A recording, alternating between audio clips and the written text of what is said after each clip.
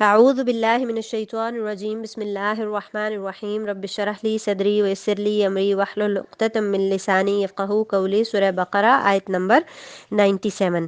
قل کہہ دیجئے ماں جو کوئی کانا ہو عدو لجبریلا دشمن جبریل کا، عدو دشمن، لجبریلا جبریل کا، فإنہ پس بے شک اس نے، نزلہ اس کو نازل کیا ہے، علی قلبک آپ کے دل پر، آپ کے قلب مبارک پر، بإذن اللہ اللہ کے اذن سے، اللہ کے حکم سے، مصدقا لما یہ تصدیق کرنے والا ہے اس کی جو بین یدیہ اس سے پہلے ہے، وہدی و بشرا اور ہدایت اور خوشخبری، للمؤمنین ایمان والوں کے لیے۔ ماں کانا جو کوئی ہو عدو للہ دشمن اللہ کا، وملائکتہ اور اس کے فرشتوں کا، ورسلہ اور اس کے رسولوں کا، وجبریلا ومیکالا اور جبرائیل اور میکائیل کا، فإن اللہ تو بے شک اللہ تعالی عدو للکافرین دشمن ہے کافروں کا۔ وَلَقَدْ اور البتہ انزلنا ہم نے نازل کی، الیکا آپ کی طرف، آیات بینات آیات نشانیاں، بینات واضح، وما یکفر اور نہیں کفر کرتے، بہا اس کا، الا الفاسقون مگر فاسق۔ اوا کلما کیا جب بھی، عاہدوا انہوں نے عہد کیا، عہدن نبذہ عہدن کوئی بھی عہد، نبذہ توڑ دیا اس کو، فریق منہم ایک فریق نے ان میں سے، بل اکثرہم بلکہ ان میں سے اکثر، لا یؤمنون ایمان نہیں لاتے۔ ولما اور جب، جاءہم آیا ان کے پاس، رسول من عند اللہ رسول اللہ کے پاس سے، اللہ کی طرف سے، مصدق لما تصدیق کرنے والا اس کی جو، معہم ان کے پاس ہے، نبذہ پھینک دیا، فریق من الذین ایک فریق نے ان لوگوں میں سے،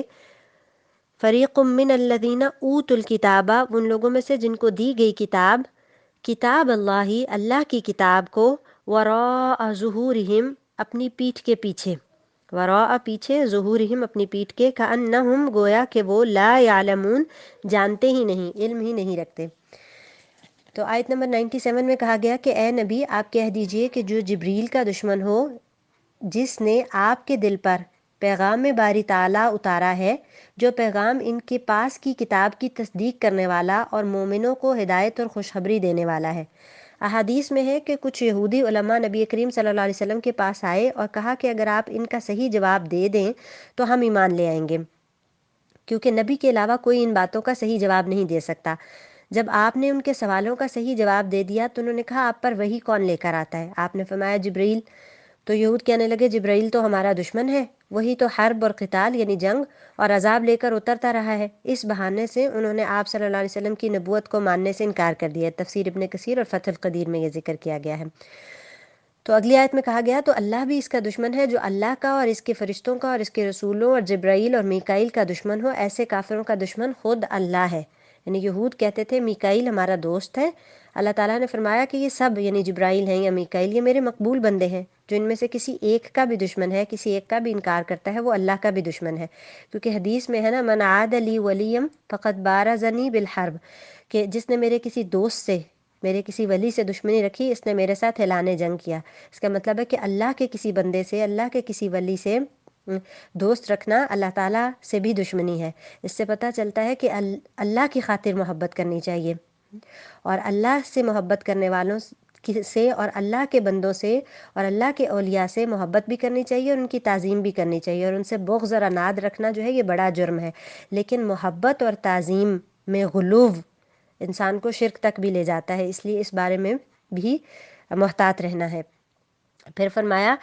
کہ اور یقیناً ہم نے آپ کی طرف روشن دلیلیں بھیجی جن کا انکار سوائے بدکاروں کے کوئی نہیں کرتا۔ یہ لوگ جب بھی کوئی عہد کرتے ہیں تو ان کی ایک نہ ایک جماعت اسے توڑ دیتی ہے، بلکہ ان میں سے اکثر ایمان سے خالی ہیں۔ جب بھی ان کے پاس اللہ کا کوئی رسول ان کی کتاب کی تصدیق کرنے والا آیا، ان اہل کتاب کے ایک فرقے نے اللہ کی کتاب کو اس طرح پیٹھ پیچھے ڈال دیا گویا وہ جانتے ہی نہیں۔